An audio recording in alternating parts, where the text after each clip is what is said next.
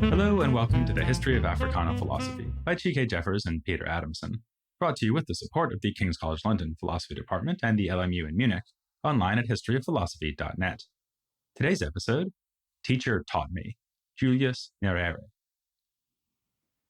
When Léopold Senghor resigned from the presidency of Senegal in 1980, it was, as we noted in episode 87, a rare event, a peaceful transfer of power, a contrast to the violent coups often seen in Africa's newly independent nations. But on November 5, 1985, another pioneering leader of the post-independence era followed Senghor's example. This was Julius Nyerere, the first president of Tanzania. In an Associated Press report on his decision to step down, Nyerere is described as leaving a mixed legacy. On the positive side, the report tells us, he achieved political stability and some undisputed social achievements. But on the negative side, he could be blamed for a sputtering state-run economy that has made Tanzania one of the world's poorest countries. The report includes some quotations from Nyerere. These show that he was humble enough to recognize that he made mistakes.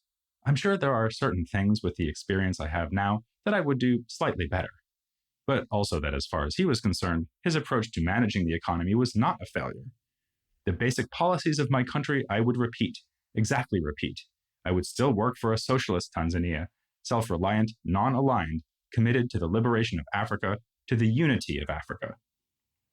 These words and the occasion on which they were spoken provide a useful introduction to the man popularly known as Mwalimu, the Swahili word for teacher.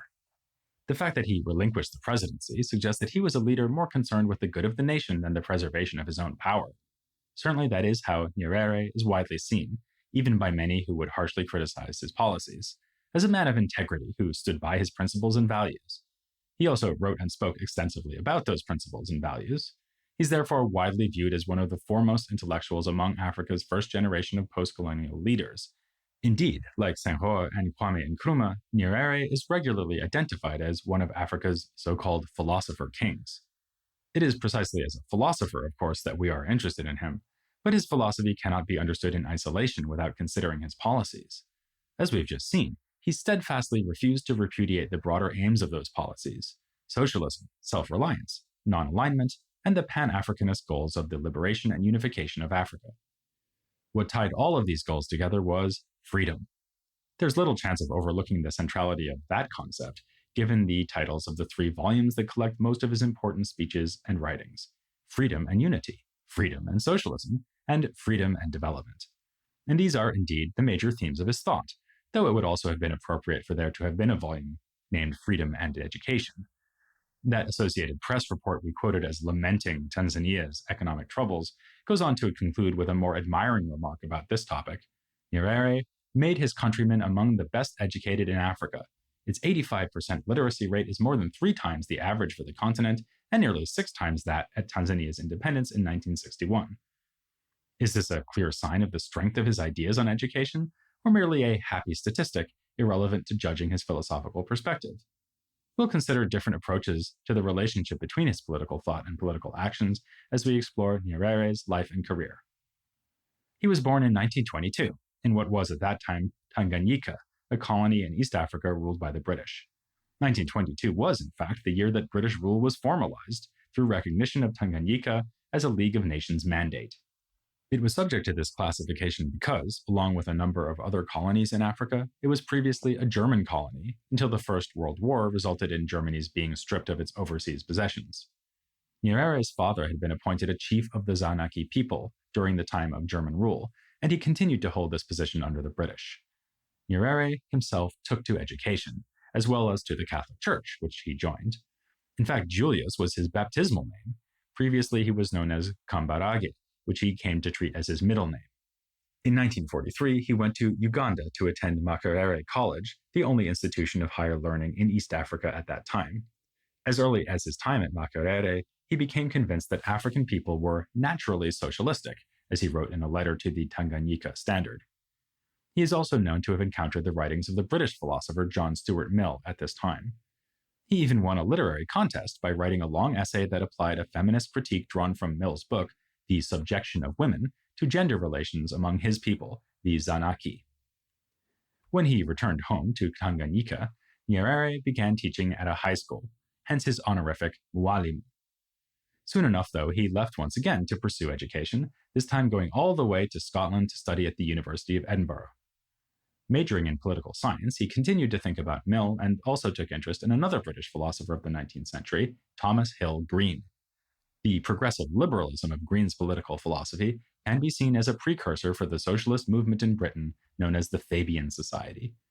Nyerere got involved with the Fabians while he was in Scotland, a contrast to the Marxist route that brought other African leaders to socialist activism. When he returned home once again, this time with a master's degree, he got back into teaching and began to get serious about politics.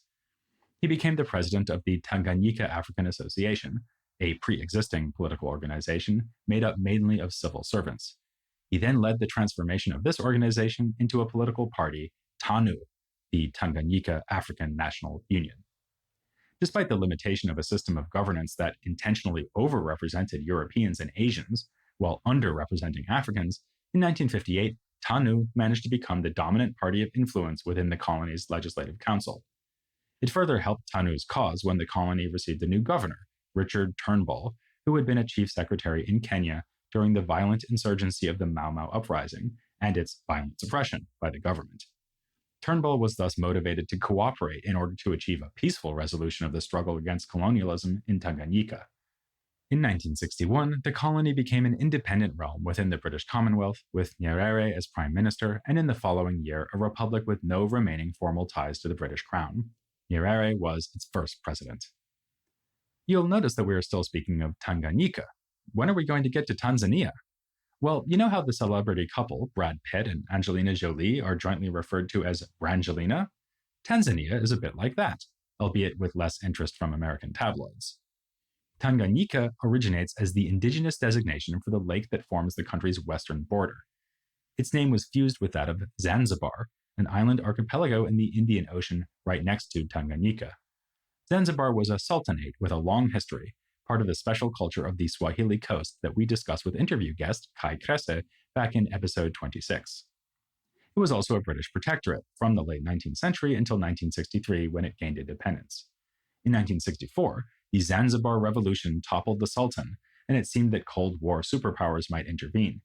Nyerere and a Zanzibari leader avoided this possibility by negotiating a federation between Zanzibar and Tanganyika, giving us the new country of Tanzania, or as it is also sometimes pronounced, Tanzania. So much for the historical scene in the 1960s. Let's now consider Nyerere's major ideas. First and foremost, we need to understand ujamaa, most often translated as familyhood in scholarship on Tanzania, because it is an abstract noun made out of the Swahili word for family. We've seen the term before. In episode 111, we noted that Maulana Karenga chose to translate it as cooperative economics, when including it as the fourth of the 7 principles of Kwanzaa. This is precisely because Karenga learned it from Nyerere's economic policy. Nyerere appears to have begun using the term under the influence of Petro Itoze Mariale, a chief of the Chaga people of Tanzania. The word ujamaa appears in his 1947 book in Swahili about Chaga customs. Whatever his source or sources, though, Nyerere very much made this word his own, beginning with one of his most cited works, Ujamaa, the Basis of African Socialism. Published in 1962 as a government pamphlet, it proclaims the foundation and the objective of African socialism to be the extended family. The identification here of family relations as the foundation of African socialism involves calling Africans to view traditional African culture as the source of their socialism, resulting in a rejection of the European path of Marxism. That path is represented as both foreign and ethically unworthy for its celebration of conflict. As Nyerere sees it, European socialist thinking developed in the wake of historical conflict between, first, landed and landless classes, and then between capitalists and the proletariat. As a result, its apostles sanctified the conflict itself into a philosophy. Africans need not and should not see class conflict as the basis for socialism. In fact, Nyerere expresses doubt that there is an equivalent to the word class in any indigenous African languages, boldly stating, "Language describes the ideas of those who speak it, and the idea of class or caste was non-existent in African society." This striking claim for the universal egalitarianism of traditional African societies exemplifies what many have seen as a major problem with Nyerere's thought, namely his reliance on a romanticized fiction of the African past that could not possibly correspond to the diverse realities of pre-colonial African cultures. There can be no doubt that, at least with respect to this claim about class, Nyerere engaged in problematic generalizations concerning African traditions. But to engage in an overgeneralization is not necessarily to rely on a fiction. A few scholars have treated anthropological information about the Zanaki as shedding light on the provenance of Nyerere's ideas about traditional African socio-economic relations. So even if Zanaki customs are not characteristic of every African ethnic group, defenders of Nyerere can still credit him with rooting his ethical socialism in traditional reality. Though it was published as a government pamphlet intended to educate the population, Ujamaa, the basis of African socialism, is not primarily a statement of policies. It is above all an attempt to encourage the cultivation of certain mental habits among all citizens. Indeed, the pamphlet famously begins with this distinctive framing of its topic: socialism, like democracy, is an attitude of mind. The socialist frame of mind involves caring for others, in a way that excludes the acquisitive project of gaining wealth for its own sake, rather than for the sake of helping others. Nyerere also claims that, in traditional African society, everybody was a worker. This allows him to critique the Marxist emphasis on conflict between workers and employers, which is revealed as a parochial response to specifically European conditions. On the same basis, he condemns those who fail to do their part for the betterment of all by loitering or idling. In general, the pamphlet does not focus on the social structures and activities that would make up a socialist economy, but on describing the communalist virtues that Nyerere associates with being a socialist. His desire for people to see socialism as their birthright through African tradition is, of course, also a concern for the psychological structures that best support socialism. Yet pride in African tradition should never mean privileging one's African identity or any other specific identity to the point that one forgets to be human. The right way to learn from traditional African communalism is to extend a sense of familyhood to the point that it includes the entire globe. This is part of why extended family is not just the foundation, but even the objective of socialism, as he understands it. He writes, "We came to recognize that the same socialist attitude of mind which in the tribal days gave to every individual the security that comes of belonging to a widely extended family must be preserved within the still wider society of the nation. But we should not stop there. Our recognition of the family to which we all belong must be extended yet further, beyond the tribe, the community, the nation, or even the continent, to embrace the whole of mankind. This is the only logical conclusion for true socialism." As the 1960s went on, Nyerere sought to realize his vision of socialism in Tanzania through various strategies, including the nationalization of banks and industries. The most controversial part of Ujamaa as a political program was the process of villagization, a planned alternative to urbanization. The government incentivized the resettlement of people in rural areas, aimed at creating concentrated and well-organized centers of agricultural activity known as Ujamaa villages. Much of the criticism of Nyerere's failings as a leader focuses on the shortcomings and ills of this policy, including the fact that, as time went on, more and more of this resettlement was forced rather than voluntary. We can understand the intellectual basis of this controversial policy by turning to the Arusha Declaration, Nyerere's landmark 1967 announcement of Tanzania's economic path. It includes reflections on one of his favorite themes, self-reliance. It is, in his blunt opinion, stupid to imagine that Tanzania could overcome the problem of poverty through foreign financial assistance. He argues that it is, first of all, unrealistic to expect the country to gain enough from gifts, loans, and private investment to meet its lofty development goals. Even if it were realistic, though, reliance on foreign sources for economic stability and advancement would mean endangering the country's independence. Nyerere links these 2 points to what he takes to be a deeper mistake, thinking that money and industry are the weapons needed for Tanzania to defeat poverty. This type of thinking leads towards shamelessly chasing foreign aid and investment, and also to the kind of urbanization that Nyerere directly opposed through the villagization project. The 4 weapons that Tanzania needs in order to achieve progress are, according to Nyerere, people, land, good policies, and good leadership. He views these factors, properly understood, as allowing for self-sufficiency through the proper use of land. Money and industry can come later. Nyerere knew very well that he was asking a lot of Tanzanians. From the leaders in particular, he demanded abstinence from involvement with private enterprise, or indeed anything else that could make them rich. The point of all this was solidarity, a communal sense of rising together or falling together. Nyerere's many speeches on education reflect this concern. In Education for Self-Reliance, from the same year as the Arusha Declaration, he frames post-colonial education as facing the problem that colonial education induced attitudes of human inequality and in practice underpinned the domination of the weak by the strong, especially in the economic field. His proposal for redressing this problem typifies what we can call his radical agrarian approach to progress. Every school should also be a farm, and the school community should consist of people who are both teachers and farmers, and pupils and farmers. If we're all farming in addition to learning, he argues, we can overcome the elitist notion that only book learning is worthy of respect. In a speech called The Intellectual Needs Society, from the following year, 1968, Nyerere reflects on the investment that a poor country like Tanzania makes by virtue of establishing and maintaining universities. Those who benefit from higher education should in turn be of service to the nation. Indeed, he claims that universities can only be justified if they help to satisfy the needs of the country, even as the vast majority of the country's people go nowhere near higher education.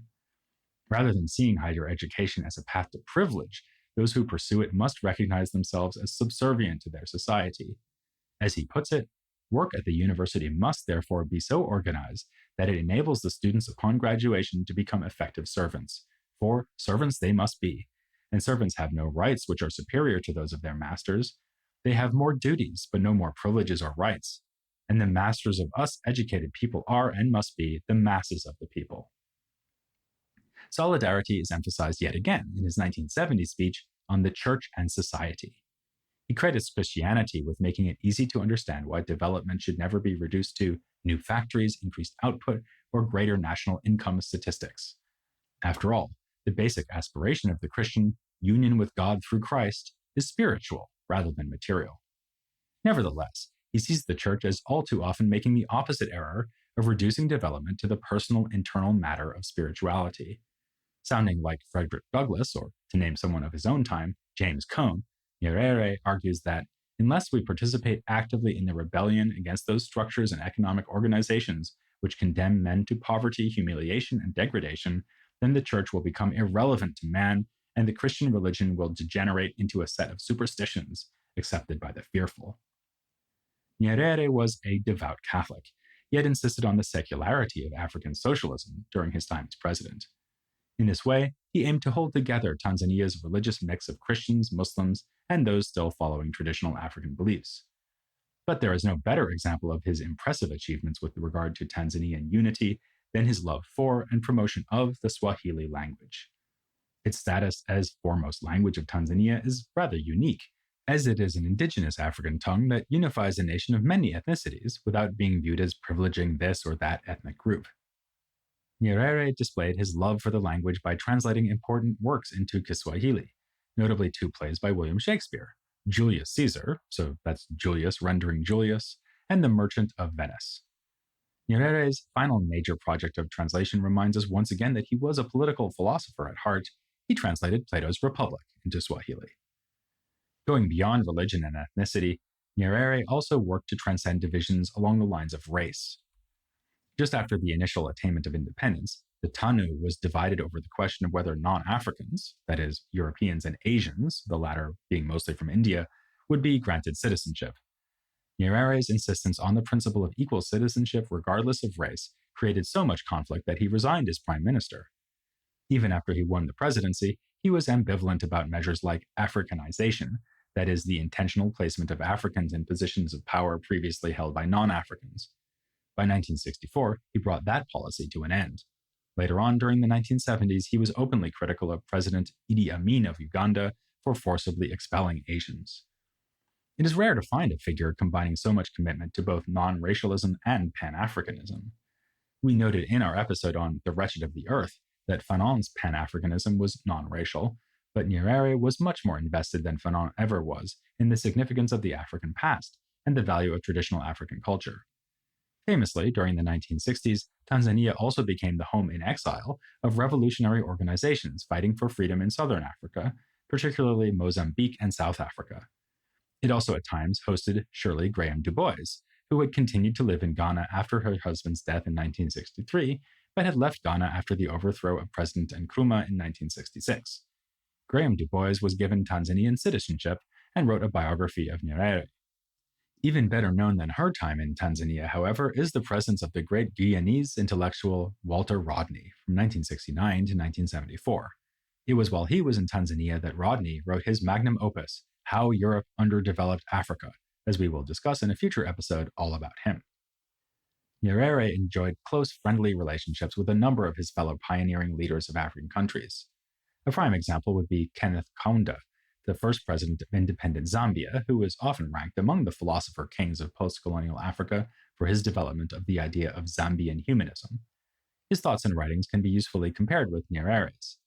There were also notable similarities between the approach to governance Nyerere promoted and that of Milton Obote, president of Uganda until he was overthrown in a coup by Idi Amin.